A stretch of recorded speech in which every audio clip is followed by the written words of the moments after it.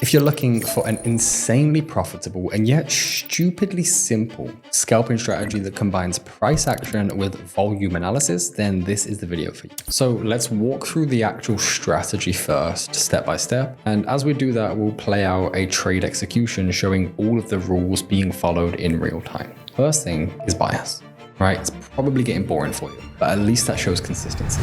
Your bias represents, is it a trend following day? Are we in a range day, right? Are we bullish? Are we bearish? Are we ranging for the day? What's the bias of the day? And the thing that I use primarily at this point to do that is market structure. I won't bore you because you've probably seen me do it a million times at this point, but very simply put, the price at all times is printing highs and lows, right? All the time you're getting these swing points. If your swing points are progressively getting higher, you are bullish. If your swing points are getting progressively lower, you are bearish. And again, as I've told you before, I'll tell you again, those who have an issue with market structure, I understand them. And market structure was always a very difficult thing for me because if you look at this price chart, are we bearish or are we bullish? Some people will say bullish, some people will say bearish. If we look at the price chart like this, are we bearish or are we bullish? So many people right now would probably say we're bullish. So here's the thing, when it comes to market structure, you have to have specific rules in place that tell you whether this is a high or not. Because we know it's a high, but is it a high that's important?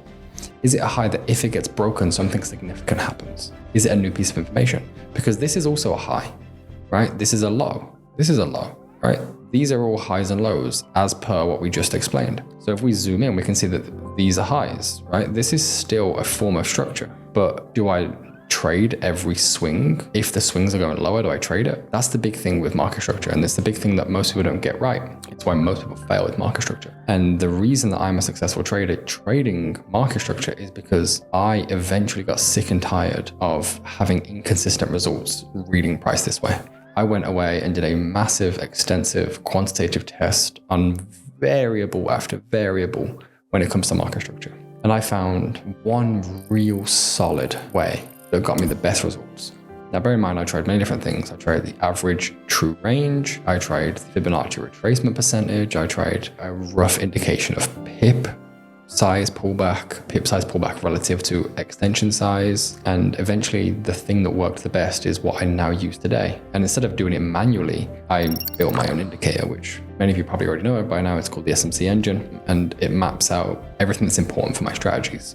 For me, that is market structure, session timing, right? And I also have order blocks and fair value gaps built in as well. So you'll see in this instance here that it's already plotted my structure levels out. So I already know the direction of the trend. Now here's a very important nuance, and this is why I wanted to record this video, is because technically the swing structure, right? Swing low, swing high, bullish. Technically, we are actually bullish according to this market structure. But in this instance, I'm always going to be looking for sales. If I'm coming into the market today, I am looking for sales. So I have a specific rule inside of my edge, right, that all of my students also know. So it's not just a random rule.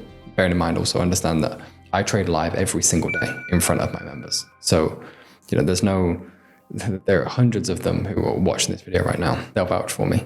If you want to watch me trade live every single day, the link's in the description. But anyway, in this instance, those guys know this is the edge, right? This is what we trade every single day. When the M15 is too large, I will go to internal. Why? Well, let's take a look at it, for example. Here we can see that we have swing low to swing high. It's a huge impulsive leg with no pullbacks. So now we have Wednesday, Thursday, Friday, Monday. Now we're on Tuesday, probably Wednesday, maybe Thursday, right? And then maybe we go back up. That is over a week that I will be sat inside of this range. I'm an intraday trader, right? A scalper to some degree. I want to trade the direction of the day. So when I'm in this huge range and I understand that it might take 4, 5, 6, 7 days for price to bottom out, if it's going to bottom out and then continue. I also know that if I try to buy in here, I'm going to lose. I'm going to keep losing, trying to buy until we get realistically back into this range. So what we do is we shift to internal. And you can see here, internal breaker structure, right? Internal breaker structure, internal breaker structure, internal breaker structure. So you can see that the internal structure is extremely bearish, right? You can see here, it's very faint, I know, but internal lower low. I like my charts clean. Internal lower low, internal lower high, internal breaker structure. So we're bearish. So coming into this specific day, my bias for the day is bearish. My bias I'm trading in the direction of this move. Because all I need to know is, what is today gonna do? Today is likely gonna give us something like this, right? We're gonna continue this overall trend until it doesn't. Maybe today does this, and then I go long tomorrow. I'm not gonna try to trade in this huge spike move, like just no chance. So that's step one. Step one is bias, and my bias is bearish. And it's bearish because internally we are putting in very clean, by the way, structure, okay? Step two, I want to look at location, right? And this is where something like the volume profile can come in really in handy. Because what we can do is we can go from the swing high, the swing low, of this entire range. And we can actually understand here where most likely, if reached, we might have a protection level from the sellers. This is the point of control. So if you haven't seen me use the volume profile before, maybe you have, maybe you haven't. Very simple. This is every single horizontal level from this high to this low, every single price level. This is how much volume was traded at each of those price levels. What's in green and blue is 70% of the total volume, right? So it's called the value area. It's the most important level of the range. This, what you see here, is the highest point of volume, meaning the most amount of trades transacted in the entire swing high to swing low is right here. So this is going to be a very sensitive level. And what I want to look for is, I'm already bearish. Now I need to find my area, my location. So a few different areas, right, that you can kind of build your trade hypothesis on when it comes to trading volume and price together. You're obviously looking at your value area high, right, which is the upper part of the volume level. You want to look at your cluster, so your point of control, and then you want to look at your value area low. So these are your three levels, and you want to watch how price reacts to them. Now we have direction, right? Bias is bearish. We have location. We have this level, and this level. Also, it's very important that if you're trading the London session, you wait for Asia session high to be taken. Asia is here in this blue box in here. This is also, again, I put this into the indicator that I built because it just helps me. Don't need to do it manually, basically. If you want the indicator that gives you market structure, the sessions, blah, blah, blah, all of that good stuff, it's in the description as well. But when price gets to these levels, this 1 minute time frame is bullish, as you can see. So I need to drop down to the 1 minute time frame where my executions are. I need to wait for price to shift. Price will shift from being bullish to bearish. This is a good level, okay? London session opens, we continue trading higher. Okay, we got a really nice range. Notice, I want to show you something. It's something to be kind of pay attention to. Price is aggressively moving higher, but when we get into these regions, it's trying to move higher. Look how much force there is. There's huge buyers here, but the moment they get into here, they're struggling to get through.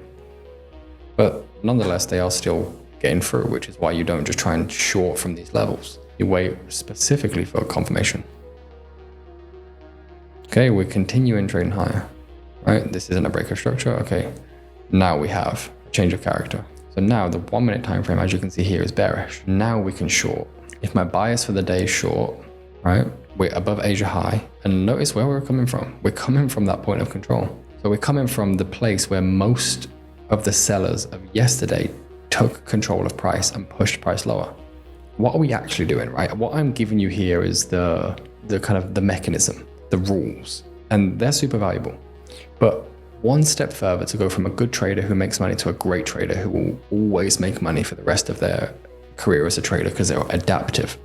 The difference is the one can build a strategy maybe, or get a strategy from someone else. I built the strategy myself. I didn't take the strategy from no one, built it from myself ground up. And every strategy that I have as of now, I built myself from the ground up. So you can take a strategy from someone like myself. I give this strategy to my members, obviously.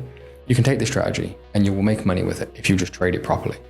But what takes you from someone who can copy a strategy to someone get to my level where you can go build one, right? And you will forever have a career in these markets, is understanding what's actually happening, not just following a pattern. I can tell you, right? Number one, bias. Make sure that the price is bearish. And this is what people are trying to do. They're like, okay, I'll come into the markets. Okay, I'll be bearish. Okay, let me toggle the indicator. Okay, we're bearish.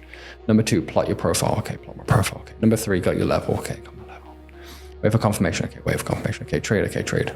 Okay, cool. You'll make money over the time. But they never stop to really understand why. Why this level? Why confirmation? Why enter there? Why take profits there? Why get out of the position here? So understand that this right here is the big battle of this swing point. This is where sellers overwhelmingly dominated price. So when price comes back here, what we're betting on is that these sellers will want to defend their positions. And we're betting on the fact that the overall market is bearish. So we're trading in the flow, right, of the overall trend, which is really important. So we're trading in alignment with big money. But now we're not only trading in alignment with them, we're trading from a level that they've proven to have control over in that direction. But we can't just take that and just put a trade on here. We need to see it get confirmed. So we need to see when price comes back here, are they still here fighting or are they gone? Because maybe they were the most aggressive sellers yesterday. And then maybe price gets here and they start closing their trades, which is why price comes up. And maybe when we get here tomorrow, price just zooms straight through because they're not here anymore. So just because they were here doesn't mean they are going to be here for sure. That's why we need confirmation. So now we know the trend, we know where these big sellers were. Now we're there, and what we're seeing is this bullish trend is coming to an end, which is confirming that yes, sellers are at this level. That's how we're able to take a trade and to execute a trade on this. But now we've had our change of character. Now we can play shorts. Again, you can also do the volume if you want. Go from the swing high to the swing low of the volume. And you'll notice that the most volume from the sellers came in here. So you can just put your entry in here. You can use a multitude of entry models to get in. There's no specific entry model that you have to use the same every single time. If we toggle the SMC engine and we go enable order blocks and we go enable fair value gaps, now we can see that we have a fair value gap here, right? We have a bullish one here, but again, you can take your entry from here. You could use the fixed profile and use where the most of the amount of the volume comes in. For the most part, your stops are going to go above this high. And for the most part, your target for the trade is going to be these lows. That's the main premise of the strategy. It's identify your bias using market structure. Sometimes you might get into a very large M15 range where you might have to go internal. Then identify your area of interest. For me now, what I lean more towards is volume. Take the swing point, identify the volume levels, and then wait for confirmation at those levels. And then when you get those confirmations, then place your trade, right? Take your risk. You've done the hard part. And so you're putting this trade on. That's where you're getting tagged into your position. And then price starts running in your direction. Comes back to your level, expecting your level.